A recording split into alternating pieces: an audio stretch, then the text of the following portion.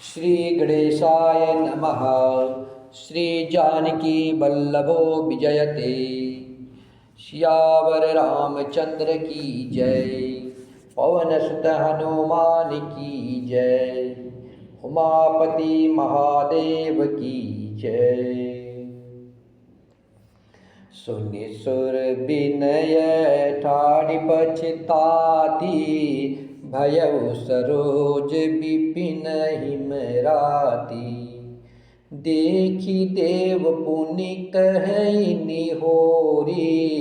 मातु तोई नहीं थोरिय खोरी। विस्मय हर्ष रहित रघुराओ। तुम जानहु सब राम प्रभाऊ। जीव कर्म बस सुख दुख भागी। जाय अवध देवहित लागी। बार बार गही चरण सकोची। चली विचार विबुध मति पोची। ऊंच निवास नीच कर तूती।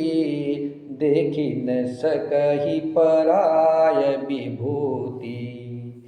आगिल काज विचारि बहोरी। करिहय चाहे कुशल कवि मोरी। हरषि हृदय दशरथ पुर आई। जनुग्रह दशा दुसह दुखदाई। नाम मंथरा मंदमती। चेरी के कई केरी। अजस पेटारी ताहि करी। गई गिरामति फेरी। अजस पेटारी ताहि करी। गई गिरामति फेरी। श्री राम जय जय राम। श्री राम जय जय राम। श्री राम जय जय राम।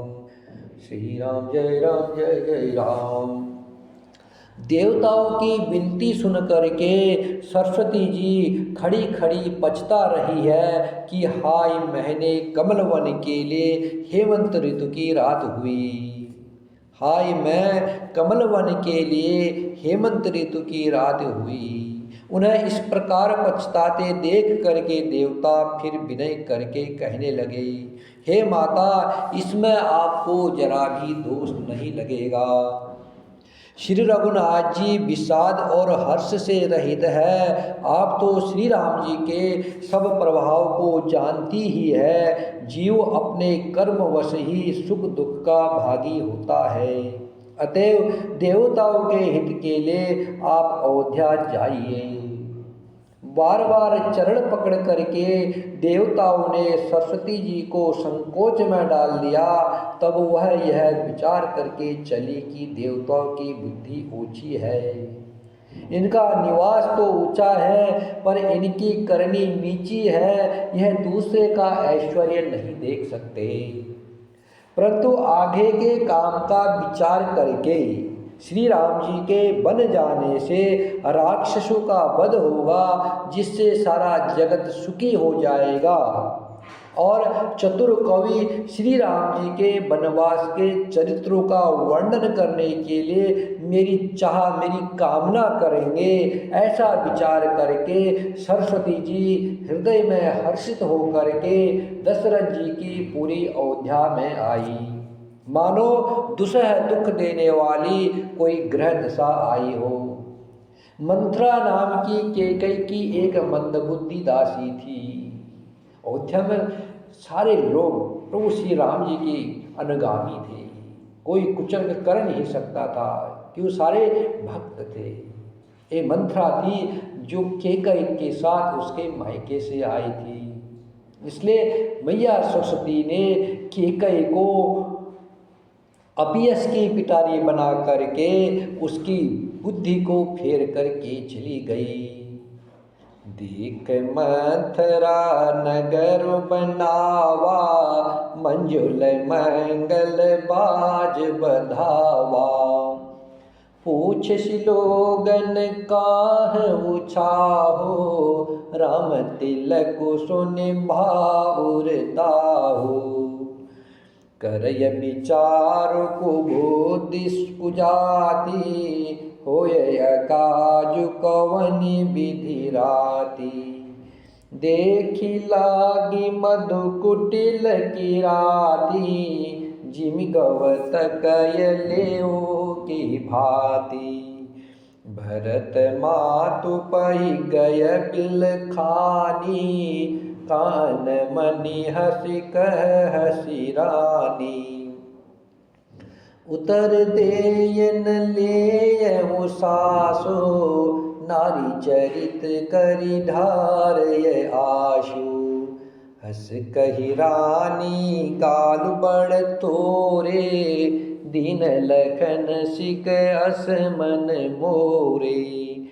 तबहु न बोले चेरि बड़े पापिनी, छाड़य श्वासकारी जनु सापनी।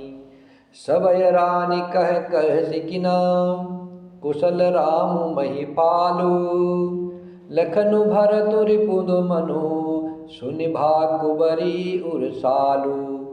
श्री राम जय जय राम, श्री राम जय जय राम। मंथरा ने देखा कि नगर सजाया हुआ है, सुंदर मंगलमय बधावे बज रहे हैं। उसने लोगों से पूछा कि कैसा उत्सव हो रहा है। श्री रामचंद्र जी के राज तिलक की बात सुनते ही उसका हृदय जल उठा। वह दुर्बुद्धि नीच जाति वाली दासी विचार करने लगी कि किस प्रकार से यह काम रात ही रात में बिगड़ जाए। नीच जाति वाला कौन होता है? जो दुर्बुद्धि होता है, जो भगवान से विरोध करता है, जो भगवान को दूर कर देता है, जो प्रभु से द्रोह करने लग जाता है, वही नीच जाति वाला। जो प्रभु का जन है, जिसका प्रभु के चरणों में स्नेह है, वह तो हमेशा ऊंची जात का ही होता है।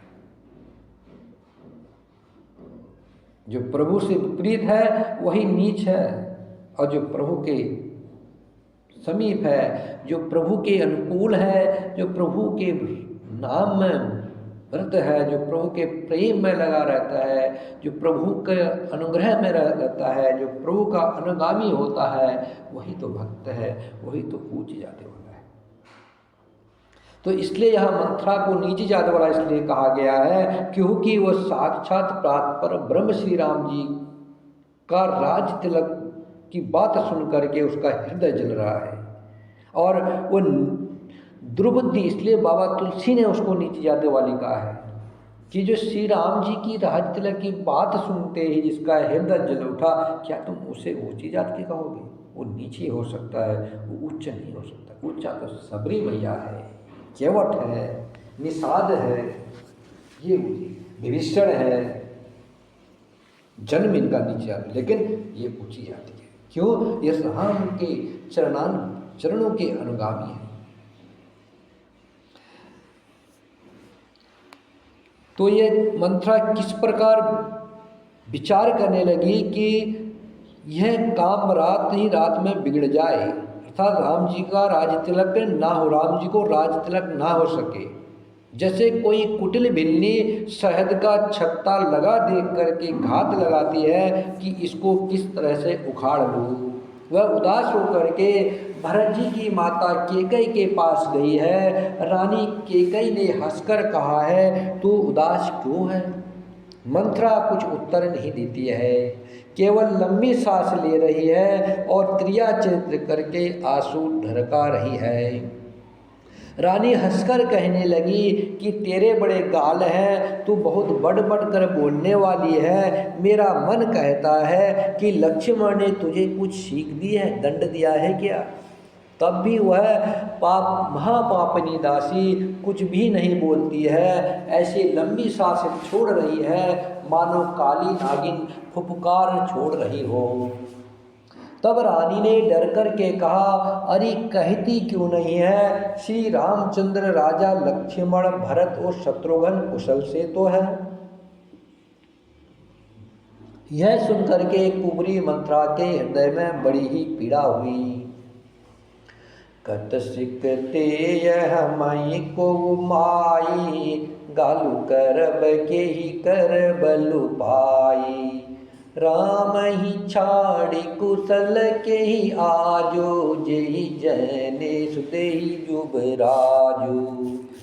भयउ कोश कही विधि अति दाहनी, देखत गर्भ रहत और नाहनी। श्री राम जय जय राम, श्री राम जय जय राम।